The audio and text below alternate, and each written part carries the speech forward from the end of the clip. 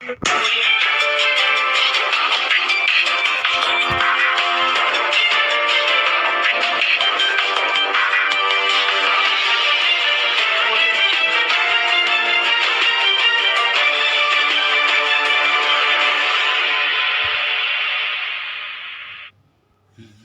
देता ही पूरा यहाँ।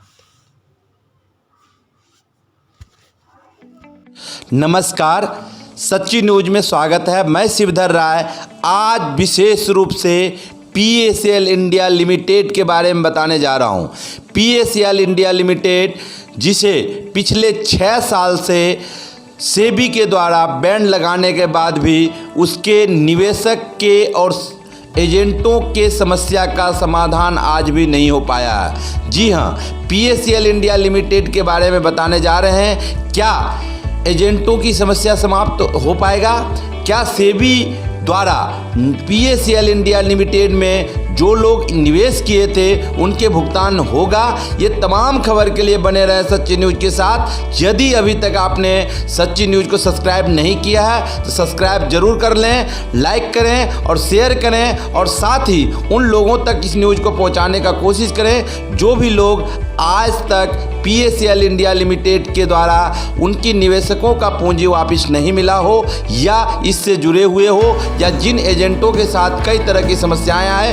तमाम तरह की खबर के लिए बने रहे सच्ची न्यूज के साथ। मैं अभी बताने जा रहा हूं कि PACL इंडिया लिमिटेड जिसके अंदर लगभग 6 करोड़ लोगों का या तो निवेश किया या निवेश करवाने की भूमिका थी। कुल मिलाकर देखा जाए तो एजेंट और वर्कर और PACL के निवेशक सभी मिलाकर 6 करोड़ से ज़्यादा लोगों का इन्वेस्ट था।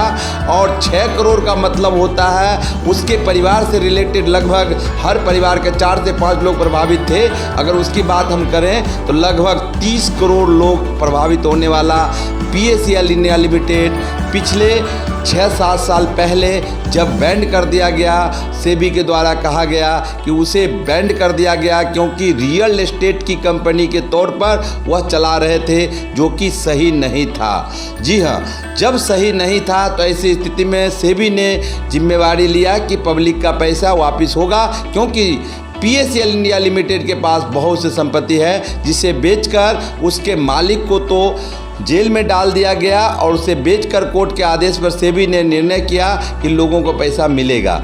लेकिन मिलना भी शुरू हुआ, लोगों को ऑनलाइन पेपर जमा करवाया गया और लगभग 5,000 तक की राशि कुछ लोगों को मिला है। अब मैं बताने जा रहा हूं कि किन राज्यों में पैसे मिलेंगे और किन राज्यों में नहीं, या कहां मिल रहे हैं, किन जिला किन राज्य में मिलेंगे, यह सारी चीज़ बताने जा रहा हूं। बने रहे सच्ची न्यूज के साथ ही FD का क्या फंडा है यह भी बताऊंगा।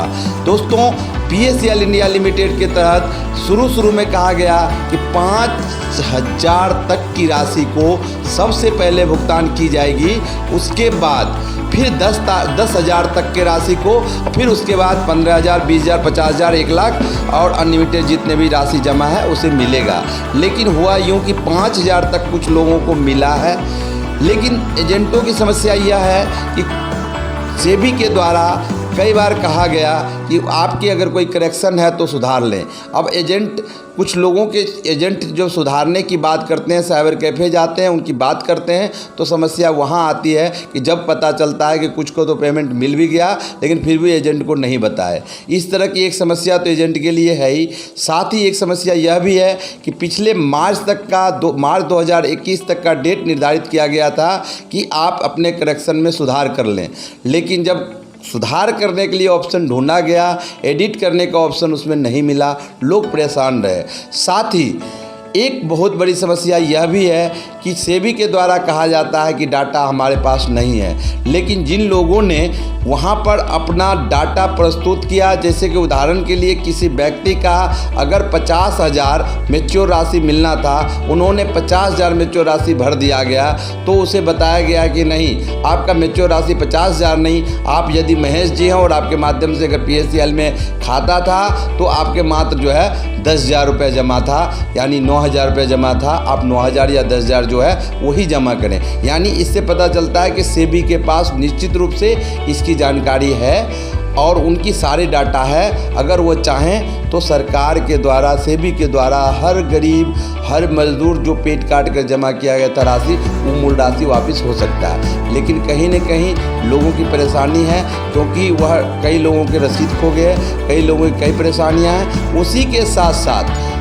कुछ लोगों को 5,000 रुपये भी मिले, कुछ लोगों को 10,000 रुपये भी आए हैं। लेकिन सवाल था कि किस राज्यों में पैसे मिलेंगे और किस राज्यों में नहीं। तो दोस्तों ऐसा नहीं है, सभी राज्यों के साथ एक जैसे ही वार्तालाप है, यानी सभी राज्य और सभी ज़िले के लोगों के साथ एक जैसे ही स्थिति है। सबके साथ कहीं कुछ लोगों को 5,000 तक मिला, किसी को 10,000 तक मिला और किसी को आगे भी मिलने की संभावना है, ऐसा है। साथ ही एक समस्या एजेंटों और निवेशकों के लिए और भी है, वह समस्या है एफडी का। कुछ लोगों ने सवाल किया था कि एफडी वाले को क्या होगा।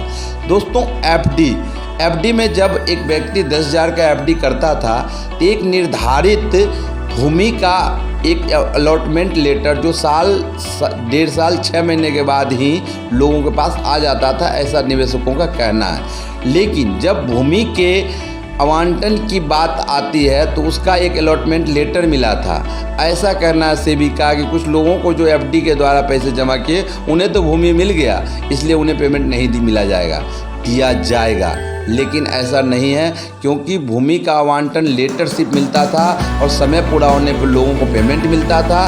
तो पेमेंट ही मिलना चाहिए, क्योंकि सेबी ने सिर्फ इसी आधार पर PACL इंडिया लिमिटेड को बैंड किया कि आप रियल एस्टेट में इस प्रकार से कार्य नहीं कर सकते, यानी रियल एस्टेट के स्थिति के माध्यम से इतने लोगों को इस प्रकार के भूमि का आवंटन आप करने का उचित नहीं है, आप नहीं कर सकते। जब ऐसी स्थिति थी, इसी आधार पर बंद किया गया सेबी के द्वारा, तो फिर किस आधार पर लोगों को एफडी वाले को यह कहा जाता है कि आपको एफडी के बिहाफ पे भूमि का आवंटन हो गया, इसलिए ज़मीन नहीं मिलेगा, ज़मीन ही मिलेगा, राशि नहीं मिलेगा।